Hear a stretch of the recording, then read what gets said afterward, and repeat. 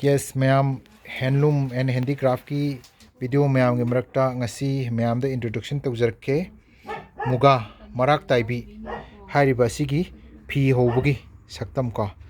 So ai gi mitmang da leiri basi kari kawi wrapping drum kawe manual ni.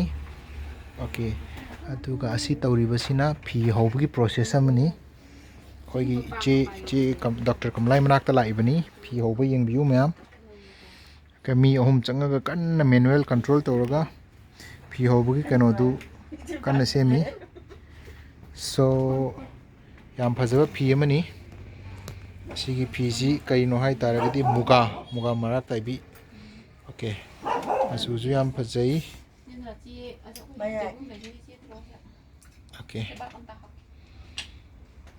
okay, aduga asigi Fiji asigi wrapping drum sida kaidawrino hai taragadi khangdabasing khangawro khangbasing remind tawbne na lobiu.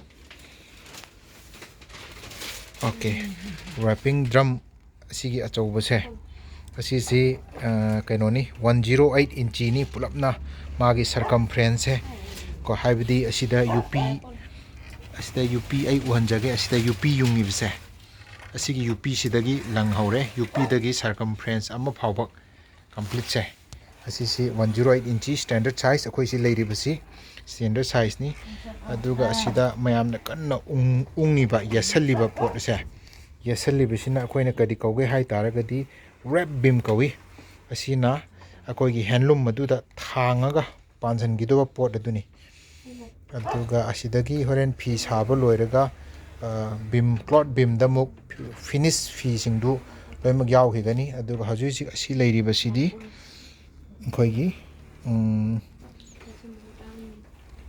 phi sabagi haubugi WRAPE BEAM duni ko. So aduni yamna koppa langoye yam koppe ngasai di tawri bisi slow motion da.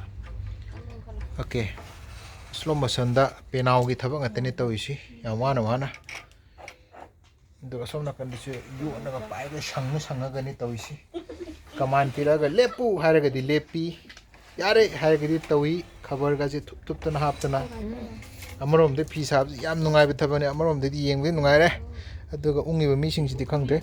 So this is the standard size aduga sagumba WRAPE BEAM da asang ba amam leiri base asisna pang kawi ko. So mayam khangdaba sing khangbi horo aduga asi WRAPE BEAM da yeliba phi sina pulapna ke Muga gi Maraak Taibi phi se pulapna nipan phi nipan sana bani asi angauba yawbasina nakan namani aroiba tangkhai ama se agi angang badaina si angauba si phawba phisindaina phisin amani aduna pulapna sagumba 13 habi tangkhai 13 aduga phi pulapna nipan kano tawgani hangani.